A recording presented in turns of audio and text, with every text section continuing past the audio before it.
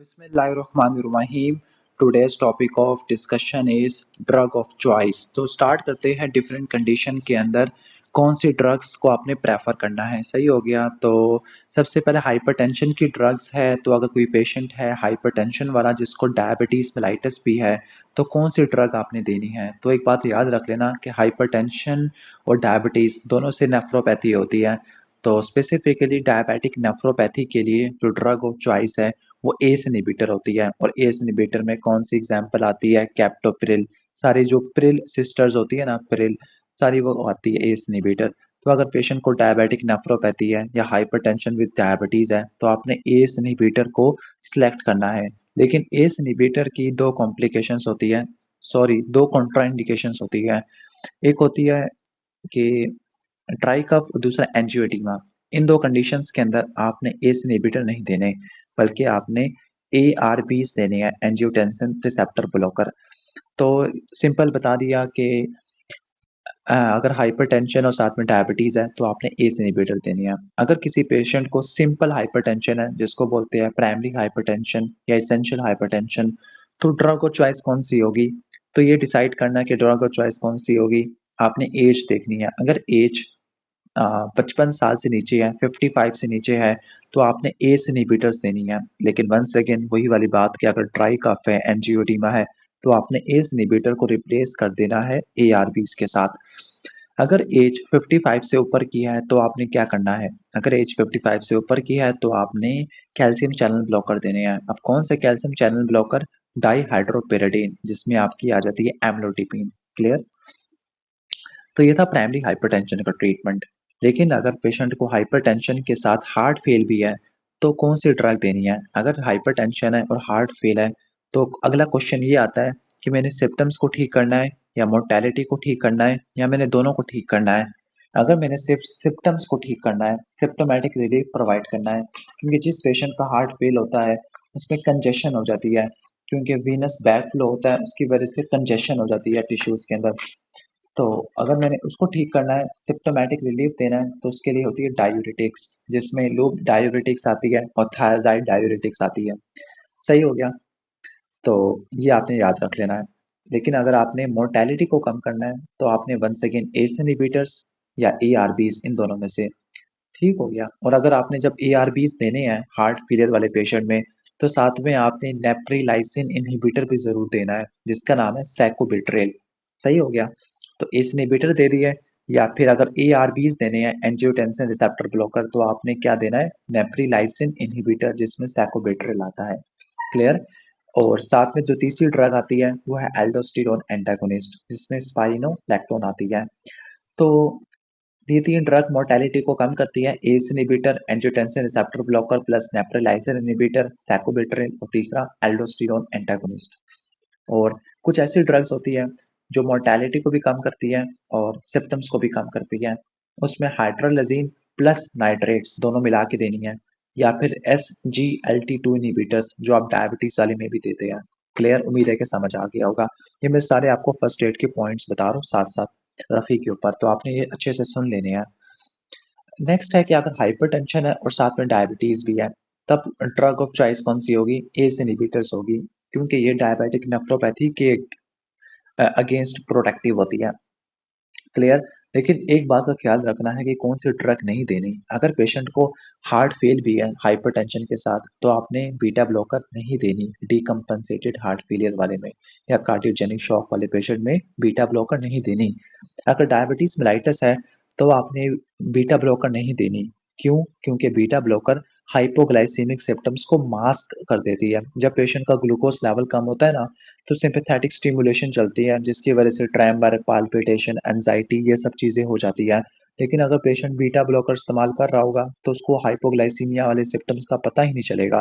Hypoglycaemia की वजह से दो तरह के सिम्टम्स होते हैं, एक न्यूरोग्लाइकोपेनिक सिम्टम्स होते हैं, दूसरे ऑटोनॉमिक सिम्टम्स होते हैं। मैं ऑटोनॉमिक सिम्टम्स की बात कर रहा हूँ। ठीक हो गया। उम्मीद है कि समझ आ गया होगा कि बीटा ब्लॉकर आपने कहाँ नहीं देनी।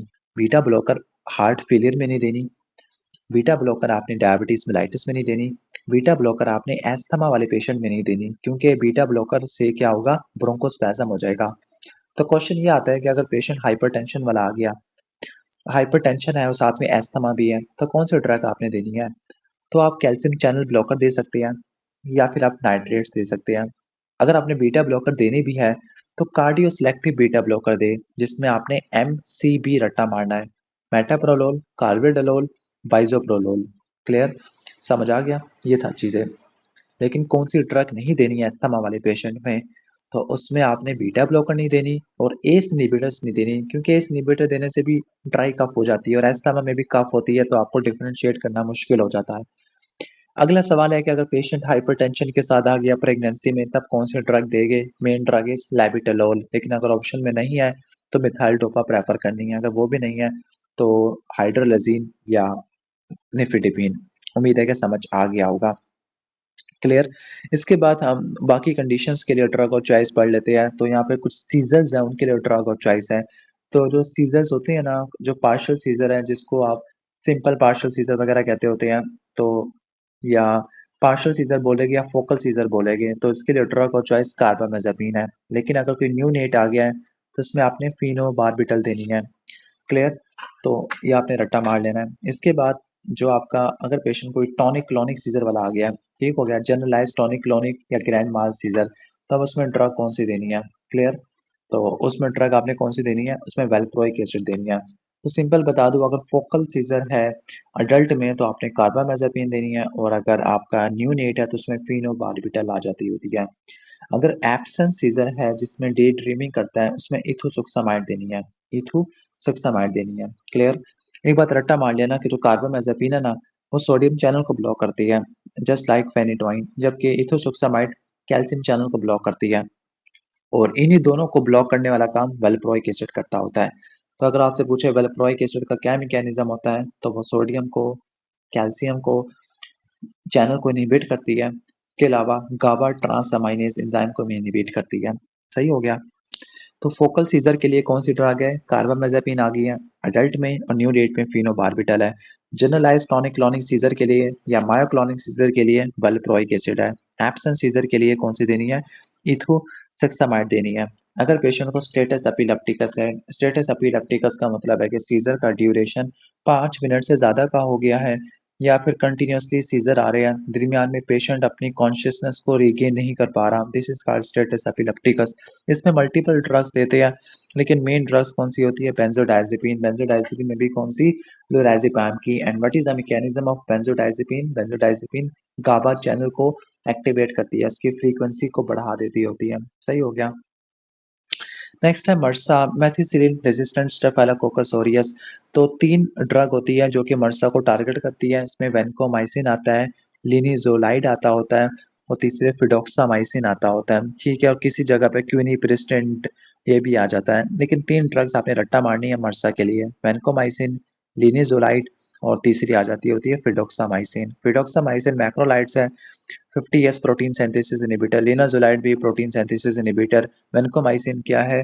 पेप्टिडोग्लाइकान की सिंथेसिस को इनहिबिट करती है। इसके बाद अगर पेशेंट को वेंट्रिकुलर टैकीकार्डिया है और इंक्रीज हार्ट रेट है, वीटी है। अब जो वीटी होता है ना, ये ब्रॉड कॉम्प्लेक्स टैकीकार्डिया करवाता है, ब्रॉड कॉम्प्लेक्स टैकीकार्डिया। तो उसके लिए ड्रग ऑफ चॉइस एमिट्रियोन है। कौन सी ड्रग है? एमिट्रियोन। ठीक हो गया। लेकिन अगर पेशेंट को सुप्रावेंटिकुलर टैकीकार्डिया है, पीएसवीटी है, प्रोक्सिमल सुप्रावेंटिकुलर टैकीकार्डिया, उसमें एडिनोसिन इस्तेमाल करती है। अगर पेशेंट को वेंट्रिकुलर फिब्रिलेशन है, खास तौर पर पोस्ट एमआई वाले पेशेंट में वेंट्रिकुलर फिब्रिलेशन है, अगर पेशेंट को एमआई हो चुका है और इसके बाद वेंट्रिकुलर फिब्रिलेशन है, तो आपने लिडोकेन लिग्नोकेन देनी है, जो कि type 1B anti rhythmic drug होती है। लेकिन अगर पेशेंट को एमआई हुआ है लेकिन कोई एरिथमियास नहीं हुआ और आप प्रोफाइलैक्सिस चाहते हैं, तो आपने बीटा ब्लॉकर देनी है। नेक्स्ट है हुकम, हाइपरट्रॉफिक ऑब्स्ट्रक्टिव कार्डियोमायोपैथी। तो अब हुक्म के अंदर आपने ऐसी ड्रग्स को अवॉइड करना है, ऐसी ड्रग नहीं देनी जो प्री लोड को कम करती है, क्योंकि अगर अब आपने प्री लोड कम कर दिया तो पहले ही हार्ट सही से फिल नहीं हो पा रहा, ऑब्स्ट्रक्शन है, और मजीद आपने ऑब्स्ट्रक्शन करवा दी, तो आपने प्री लोड को कम नहीं होने देना, मतलब डायरेटिक्स नहीं देनी, नाइट्रेट्स आपने नहीं देने। तो ड्रग कौन सी देनी है हुक्म के अंदर? हाइपरट्रॉफिक ऑब्स्ट्रक्टिव कार्डियोमायोपैथी के अंदर, तो इसमें आपने देनी होती है बीटा ब्लॉकर। अब बीटा ब्लॉकर में जो हार्ट पे काम करती है वो मेटाप्रोलोल, कार्बिडोल और बीजोप्रोलोल, बाइजोप्रोलोल। ठीक हो गया? क्लियर? तो ये सारा बता दिया है। इसके बाद प्रेगनेंसी इंड्यूस हाइपरटेंशन या प्रेक्लेम्शिया या जेस्टेशनल हाइपरटेंशन, तो इसमें लेबिटोलोल को सबसे ऊपर रखना है, लेकिन अगर ऑप्शन में ना हो तो मिथाइल डोपा, वो भी ना हो तो हाइड्रोलिज़िन निफेडिपिन। सही हो गया? और अगर प्रीक्लैम्शिया के साथ सीज़र्स पड़े हैं तो उसको इक्लैम्शिया कहते हैं। अगर सीज़र्स आ रहे हैं तो मैग्नीशियम सल्फेट, लेकिन रट्टा मार लेना कि जो मैग्नीशियम सल्फेट है ना, ये माइस्थीनिया ग्रेविस वाले पेशेंट में कॉन्ट्राइंडिकेटेड होती है। तो फिर आपने माइस्थीनिया ग्रेविस वाले पेशेंट में क्या देना है, तो वैलप्रोइक एसिड आपने देना है। नेक्स्ट है बैक्टीरियल वजाइनोसिस। ठीक हो गया? अगर किसी पेशेंट को बैक्टीरियल वजाइनोसिस है या ट्राइकोमोनास वेजिनालिस है तो उसके लिए ड्रग ऑफ चॉइस मेट्रोनिडाजोल होती है। कौन सी ड्रग होती है? मेट्रोनिडाजोल। अब कहा जाता है कि मेट्रोनिडाजोल कहाँ पे इस्तेमाल होती है? ऐसे इन्फेक्शन जो डायाफ्राम से नीचे होती है, अगर कोई एनारोबिक इन्फेक्शन है डायाफ्राम से नीचे है तो मेट्रोनिडाजोल, और अगर एनारोबिक इन्फेक्शन डायाफ्राम से ऊपर है तो आपने क्लिंडामाइसिन देनी होती है। क्लियर? ठीक हो गया? तो बैक्टीरियल वजाइनोसिस के लिए, ट्राइकोमोनास वेजिनालिस के लिए, इसके लिए मेट्रोनिडाजोल आपने देनी होती है। बैक्टीरियल वजाइनोसिस में हिंट बता रहे हैं कि इसमें फिशी स्मेल होती है, वजाइनल डिस्चार्ज होती है। नेक्स्ट है अगर कोई प्रेग्नेंट लेडी है जिसको थायरोटॉक्सिकोसिस हो गया है, यानी थायराइड हार्मोन का लेवल ज़्यादा हो गया है, अगर फर्स्ट ट्राइमेस्टर है तब आपने ड्रग कौन सी देनी है? प्रोपालथायोरेसिल। क्यों? क्योंकि फर्स्ट ट्राइमेस्टर में मेथिमजोल टेराटोजेनिक होती है, लेकिन सेकंड और थर्ड के अंदर कौन सी देनी है? वो मेथिमजोल होती है। वो कौन सी होती है? मेथिमजोल होती है। क्यों? क्योंकि प्रोपालथायोरेसिल हेपेटोटॉक्सिक होती है।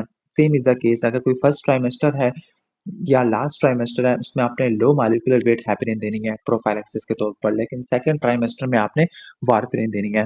अपर जीआई ब्लीड के लिए जो ड्रग को चॉइस होती है वो वेसोप्रेसिन यानी टर्लीप्रेसिन होती है, लेकिन अगर वो ऑप्शन में ना हो तो सोमैटोस्टैटिन एनालॉग जो कि ऑक्ट्रियोटाइड होता है। ऑक्ट्रियोटाइड ना सोमैटोस्टैटिन का एनालॉग है, तो ये यूनिवर्सल इनहिबिटर ऑफ सिक्रेशन है। एक्रोमेगैली के लिए इस्तेमाल होता है, ज़ोनिकल लाइसेंस सिंड्रोम के लिए, पैनक्रियाटिक न्यूरोएंडोक्राइन ट्यूमर्स के लिए, इन सब के लिए इस्तेमाल होता है।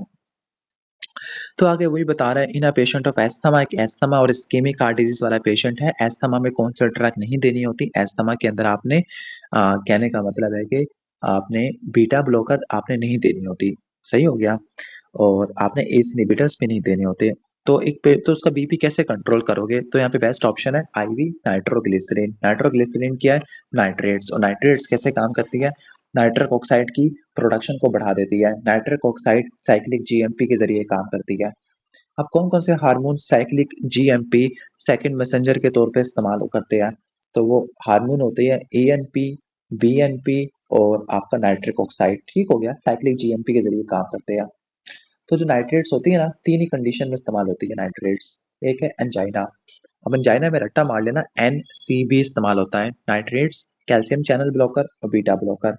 लेकिन बीटा ब्लॉकर वेसोस्पास्टिक एंजाइना में इस्तेमाल नहीं होता। इसके अलावा एसीएस, एक्यूट कोरोनरी सिंड्रोम। अब एसीएस या एक्यूट कोरोनरी सिंड्रोम में कौन-कौन सी ड्रग इस्तेमाल होती है? तो उसमें आप मोना थेरेपी देते हैं। मॉर्फिन, ऑक्सीजन, नाइट्रेट्स और एस्पिरिन। और तीसरा क्लिनिकल यूज है पल्मोनरी एडीमा। पल्मोनरी एडीमा में एलएमएनओपी इस्तेमाल होता है। एलएमएनओपी लोब डाययूरेटिक आती है, मॉर्फिन आती है, ऑक्सीजन थेरेपी आती है, नाइट्रेट्स आ जाती है जिसमें नाइट्रोग्लिसरीन है, और आपने पोजीशन को मेंटेन करना होता है। तो ये था नाइट्रेट्स 3 जगह पे इस्तेमाल होती है, एंजाइना, एक्यूट कोरोनरी सिंड्रोम में और पल्मोनरी एडीमा में इस्तेमाल होती है। इसके बाद एक पेशेंट है जिसको वेंट्रिकुलर टैकीकार्डिया है। वेंट्रिकुलर टैकीकार्डिया, वेंट्रिकुलर टैकीकार्डिया में ब्रॉड क्यूआरएस कॉम्प्लेक्स होता है।